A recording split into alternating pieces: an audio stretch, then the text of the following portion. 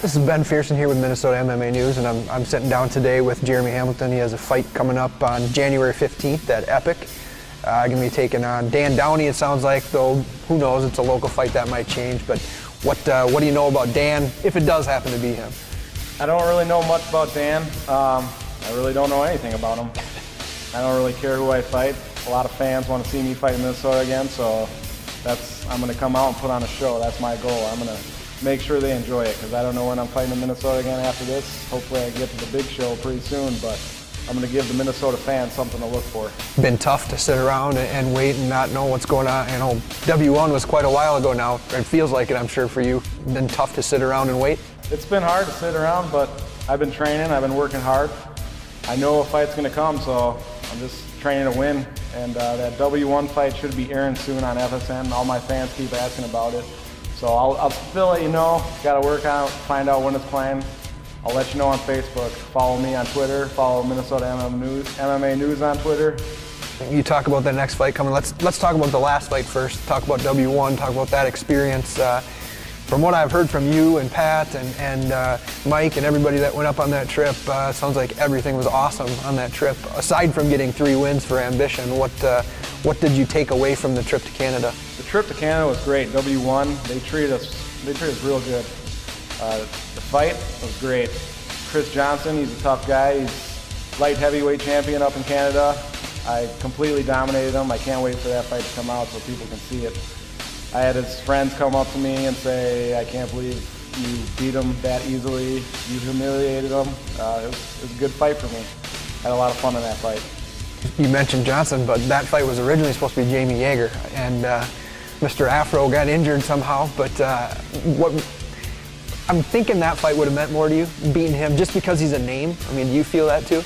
Totally. I definitely wanted to fight Jamie Yeager. I had a lot of fans telling me, oh, I can't wait to see you knock out Jamie Yeager. I was excited, and then when I got the news that I wasn't able to fight him, I was a little upset, but I still had a chance to fight up there, so I took it. There's about 26 other names that came down.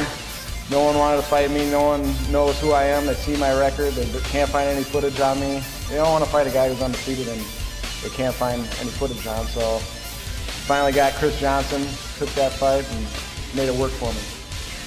We'll rat off some quick ones. Best fight. What's your best performance so far? Best performance, Colby Voigt to the ground. How about worst? Worst fight, Jordan Shepard.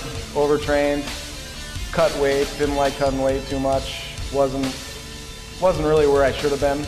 Went the distance. Should have finished him sooner. Anybody you want to fight here locally? You know, there's only a couple guys above you in the rankings, but I know you Ambition guys are kind of looking more national than local. But anybody you want to fight locally? Not really. I want to travel. I want to get out. I want to go beat people out of the state, and then my goal is to bring a big promotion here by just beating people up quick and in a hurry, and then have the ability to go to the promoter and say, hey, we need to do a show in Minnesota because the fans are ready.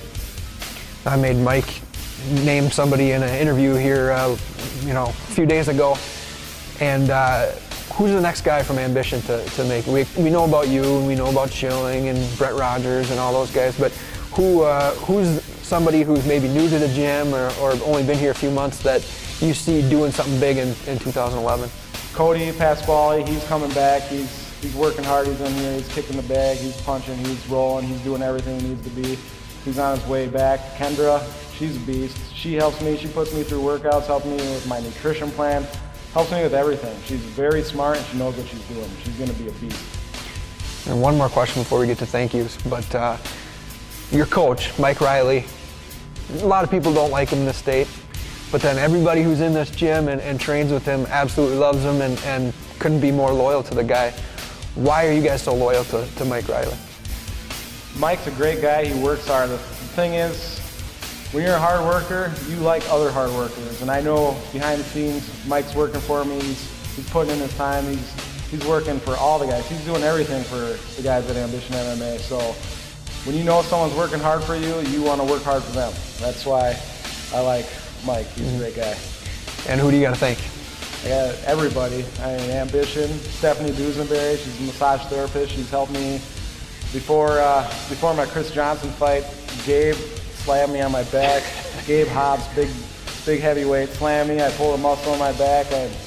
about a week and a half to get ready. Stephanie worked on me. She made sure I was good to go.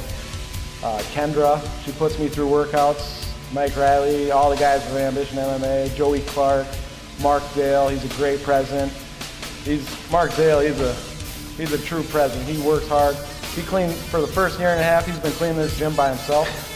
I mean, there's been a lot of tough times for this gym, but we're moving through, we're pushing on, and great things are going to happen in 2011. All right, thanks, Jeremy. Thank you, Ben.